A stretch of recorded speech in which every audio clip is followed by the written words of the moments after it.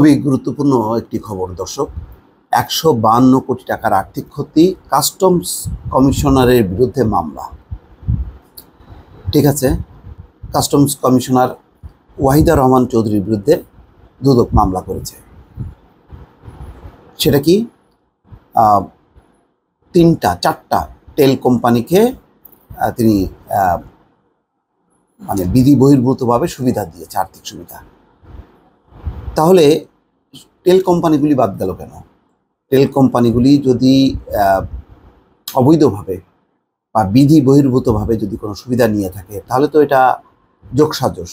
তো সেই যোগসাজশে তো ওই কোম্পানি এবং ব্যক্তি, কাস্টমসের সবার নামই তো হওয়ার কথা মামলা।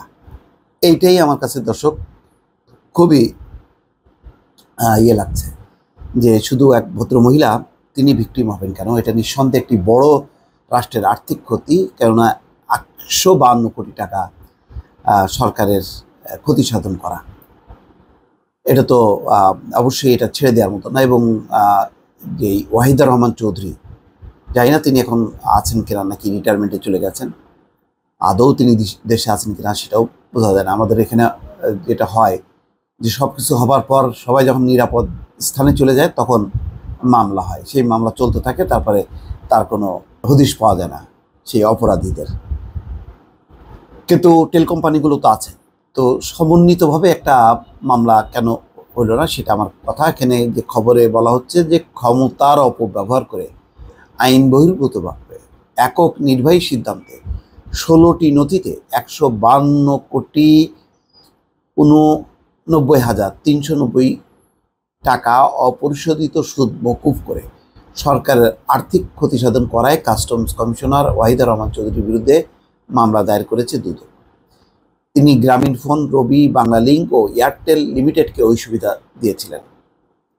তার মানে অতীতের কথা, কবে হয়েছে এটা? মানে এখন এখানে বলা হচ্ছে যে ওয়াহিদা রহমান চৌধুরী এনবিআর এর বৃহৎ করদাতা ইউনিটের কমিশনার হিসেবে অবসরে যান। বর্তমানে তিনি এলপিআর আছেন। এলপিআর থাকার পর এখন কেন, এটা বোঝা যাচ্ছে না।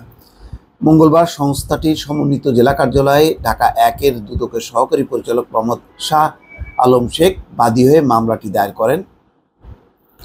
দুদক সচিব খোরশেদা ইয়াসমিন এসব তথ্য জানান।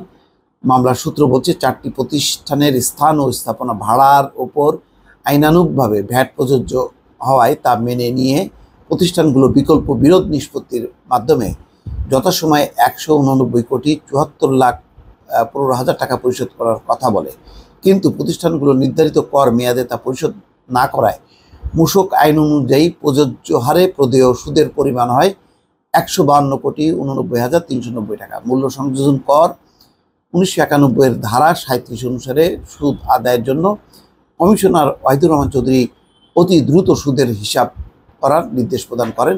সুদের হিসাবে সরকারের পাওনা অর্থের মধ্যে গ্রামীণ ফোন লিমিটেডের কাছে ৫৮ কোটি, বাংলা লিংকের কাছে ৫৭ কোটি, রবির কাছে ১৪ কোটি এবং এয়ারটেলের কাছে ২০ কোটি টাকা রয়েছে। পরবর্তীকালে ক্ষমতার অপব্যবহার করে ৩ থেকে ৫ মাস পর ভিন্ন আদেশে ওই সুদ মওকুফ করে দেন ওয়াহিদা রহমান। এনবিআর এর সদস্য হোসেন আহমেদের নেতৃত্বে ৩ সদস্যের একটি কমিটি এই সত্যতা পাওয়া যায়। আমি একটু অবাক যে কমিশনার একক সিদ্ধান্ত বলে এত বড় একটা সিদ্ধান্ত নিল, সেই কমিশনারের নিচের স্তরে ওই ডিপার্টমেন্টের আর কেউ থাকলো না, অন্য কেউ জানলো না, বা এই টেল কোম্পানিগুলি 4টা তার দায়িত্ব কত, এগুলি মানে মানে দায়িত্বের মধ্যে পড়ে কিনা যে তারা যেই ফাঁকি দিয়ে যে কমিশনারকে দিয়ে এরকম মওকুফ করায় নিল, বা এরকম একক ক্ষমতা এত কোটি টাকার, এইটা আমি দর্শক একটু জটিল লাগছে, জাস্ট আমি উপস্থাপন করলাম। তবে আমার যেটা ধারণা যে এত বড় টাকার কারবার যেখানে, সেটা একক ব্যক্তি দ্বারা হয় না, এটা একটা যোগসাজশ লাগে। তো সেই যোগসাজশটা অনুসন্ধান করে প্রত্যেকের দায় দায়িত্ব নির্ধারণ করা দরকার ছিল। দর্শক ভালো থাকবেন, আল্লাহ হাফেজ।